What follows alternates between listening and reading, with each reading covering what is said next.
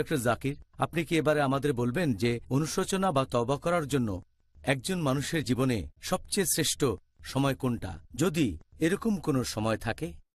আল্লাহ পবিত্র কোরআনে বলেছেন সূরা নিসা অধ্যায় নম্বর ৪ আয়াত নম্বর ১৭ যে আল্লাহ তাদের তওবা কবুল করবেন যারা ভুলবশত খারাপ কাজ করে থাকে, আর তারা যেন তাড়াতাড়ি তওবা করে।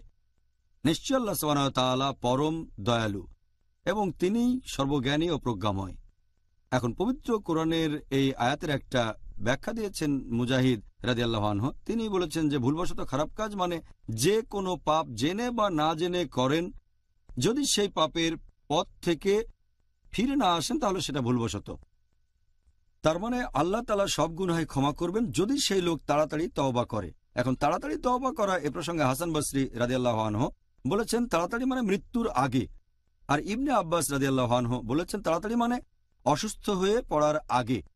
এটা উল্লেখ করা হয়েছে আমাদের নবী সাল্লাল্লাহু আলাইহি ওয়াসাল্লামের একটা হাদিসে, এটা আছে তিরমিজিতে বুক অফ সাপ্লিকেশনস হাদিস নম্বর 3537, যে আল্লাহ সুবহানাহু ওয়া তাআলা তার বান্দার তওবা কবুল করবেন যতক্ষণ না সেই বান্দার মৃত্যু ঘণ্টা বাজে, তার মানে যতক্ষণ না তার মৃত্যুর সময় উপস্থিত হয়। সে যদি জীবনের শেষ সময়ে উপস্থিত হয়, মৃত্যুসজ্জায় থাকে, শুধুমাত্র তখন আল্লাহ তওবা কবুল করবেন না, এর আগে কেউ তওবা করলে তিনি কবুল করবেন। তাই এ ব্যাপারে বিশেষজ্ঞগণ সবাই একমত যে পবিত্র কোরআনে সূরা নিসা অধ্যায় ৪ আয়াত ১৭তে তাড়াতাড়ি মানে আমরা তওবা করব মৃত্যুর আগে।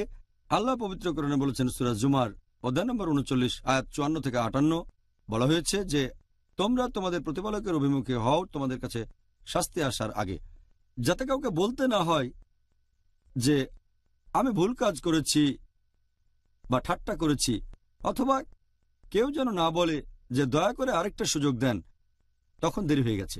আল্লাহ বলেছেন কোরআনে সূরা মুমিনুন অধ্যায় নম্বর ২৩ আয়াত ৯৯ ও ১০০ যে যখন সময় শেষ হয়ে যাবে, যখন কারো মৃত্যু উপস্থিত, তখন সে বলে হে আল্লাহ সুবহানাহু ওয়া তাআলা আমাকে আরেকটা সুযোগ দেন, তখন আল্লাহ বলবেন দেরি হয়ে গেছে, তাদের আর কোনো সুযোগ দেওয়া হবে না। তাহলে তওবা করার সময় হচ্ছে যদি কেউ ভুলবশত পাপ করে যত তাড়াতাড়ি সম্ভব তওবা করতে হবে, আর ইনশাআল্লাহ আল্লাহ সুবহানাহু ওয়া তাআলা নিশ্চয়ই তাকে ক্ষমা করে দেবেন। জাযাকাল্লাহ খায়ের। ডক্টর জাকির, উত্তরের জন্য ধন্যবাদ।